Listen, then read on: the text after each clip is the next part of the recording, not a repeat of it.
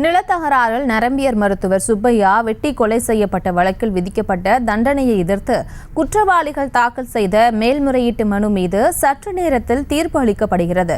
இது தொடர்பான மேலும் விவரங்களை செய்தியாளர் மதியழகன் வழங்கிட கேட்கலாம். மதியழகன், வணக்கம். மேலும் விவரம்.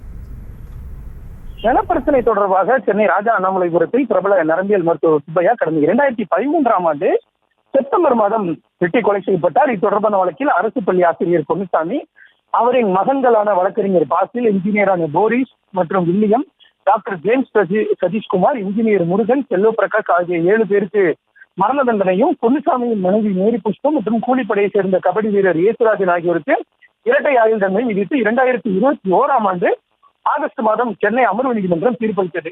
Ponnusamy, Basil, Boris, William, doctor James Sathishkumar உள்ளிட்ட 7 பேருக்கும் விதிக்கப்பட்ட மரண தண்டனையை உறுதி செய்யக்கோரி விசாரணை நீதிமன்றம் வழக்கு தொடர்பான விவரங்களை சென்னை நீதிமன்றத்துக்கு அனுப்பி வைத்தது. இதே போல 7 பேரும் மரண தண்டனை எதிர்த்தும் ஆயுள் தண்டனை எதிர்த்து மேரி புஷ்பம் மற்றும் இயேசுராஜனும் சென்னை உயர்நீதிமன்றத்தில் மேல்முறையீடு செய்திருந்தனர். இந்த வழக்குகளை விசாரித்த நீதிபதிகள் MS ரமேஷ் மற்றும் சுந்தரமோகன் அமர்வு இந்த வழக்கின் மீதான தீர்ப்பை ஒத்திவைத்திருந்தது. இந்த நிலையில் இன்று காலை 10:30 மணி அளவில் இந்த 2 நீதிபதிகள் கொண்ட அமர்வு தீர்ப்பினை வழங்கியிருக்கிறது.